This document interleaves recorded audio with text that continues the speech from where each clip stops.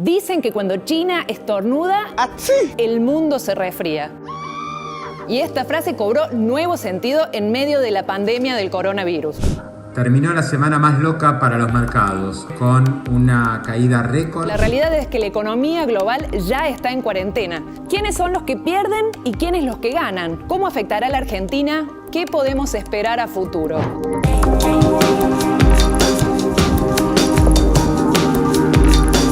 El gigante asiático es la segunda economía más grande del mundo y contribuye un 17% al Producto Bruto Interno de todo el planeta.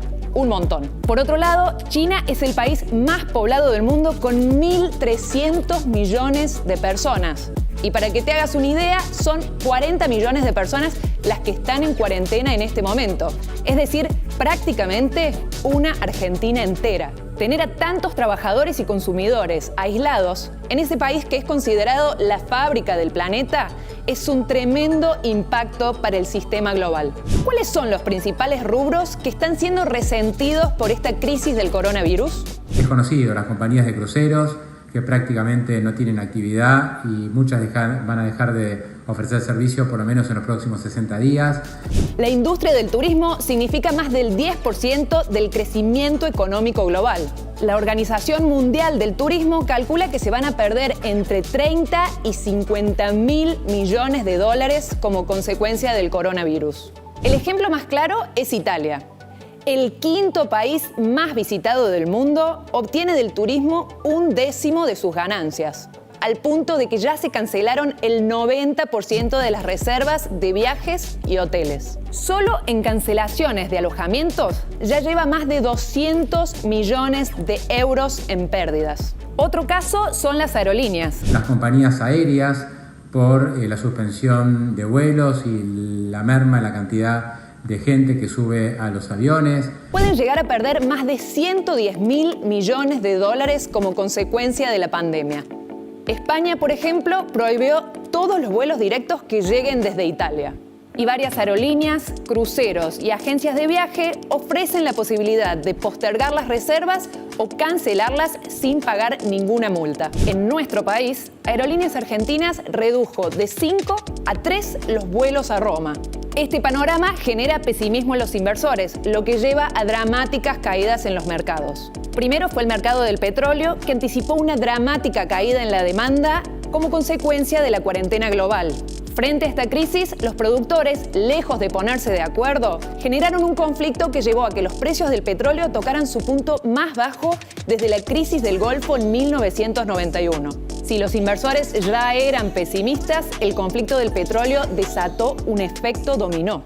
También compañías como Disney por el cierre de sus parques temáticos y después empresas de tecnología o deportivas porque ha mermado notoriamente la venta en China, en Europa y seguramente también en los Estados Unidos. El 9 de marzo, conocido como el lunes negro, se desató una caída en todas las bolsas del mundo. Una caída récord que no se veía desde 1987 con Wall Street perdiendo el 10%. Donald Trump decretó la emergencia nacional y se espera una inyección de dólares multimillonaria por parte del gobierno norteamericano para tratar de sostener a una economía que se encamina a una recesión, por lo menos en el primero y en el segundo trimestre. Hay algunos pocos ganadores, por ejemplo, empresas que se especializan en el servicio de streaming, ya sea de videos o servicio médico o también streaming para teleconferencias, junto a los laboratorios que están cerca de encontrar, dicen ellos, una vacuna contra el coronavirus. Ahora, ¿cuánto afecta la crisis del coronavirus a la Argentina? Hubo dos efectos fundamentales.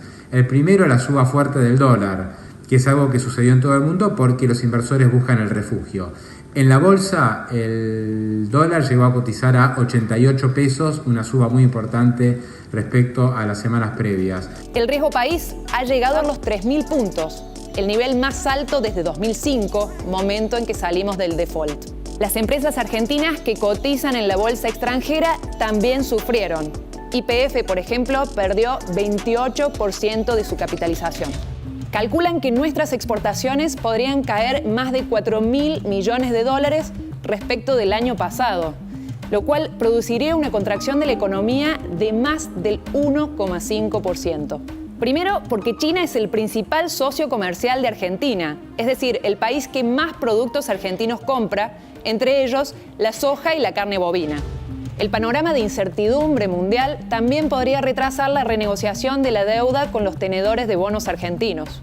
Cuando todas las inversiones implican un riesgo, ningún inversor quiere arriesgarse a invertir en un país emergente. Alberto Fernández ya había declarado la incapacidad de Argentina para pagar los intereses prometidos, y eso antes de la debacle del COVID-19. ¿Cuánto le puede costar el coronavirus a Argentina? Es muy difícil saberlo. Pero lo cierto es que también dependerá de cuánto se extiende el contagio en Argentina. Y por eso es muy importante tratar de contener el virus. Obviamente esto va a depender de hasta qué punto avance la pandemia y qué van a hacer los países para tratar de suavizar los efectos. China, recordemos que estuvo paralizada, hoy le toca a Italia, España y otros países de Europa, y también Estados Unidos está en un momento crítico. Habrá que ver cómo se va desenvolviendo esto para ver si hay algún atisbo de recuperación, pero ya el primer trimestre y el segundo trimestre van a ser claramente recesivos. Habrá que esperar a que la fábrica del mundo termine de poner sus engranajes en marcha de nuevo. Esperemos que sea rápido por el bien de todos.